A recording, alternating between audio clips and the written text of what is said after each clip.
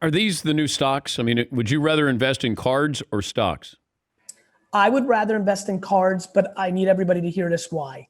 I'd like to diversify from the stocks that I own.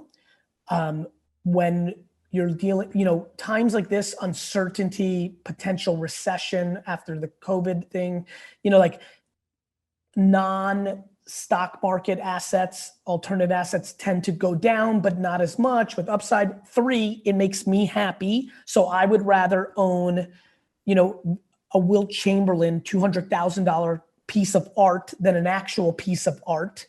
Like, I don't want that. I don't want a Warhol. I don't want, a Jackson Pollock. I want the greatest sports cards because of my interests, because growing up watching you every single day, like that was my life.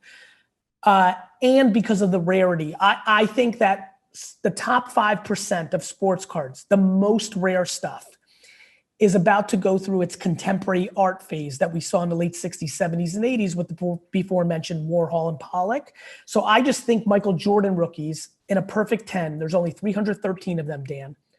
They were 25, 30,000 about 18 months ago. They're hovering around 100,000.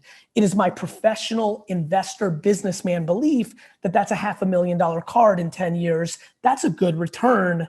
Michael Jordan, when you invest in real estate, neighborhoods, COVID, there's pretty much nothing that can happen at this point with Michael Jordan outside of, I don't want to go there, but like outside of an O.J. Simpson, like you're talking about the rarest of rare thing that can do anything to diminish his demand, and the supply is non-existent, and the demand overall for this art is exploding, and I think you're going to see those things play out.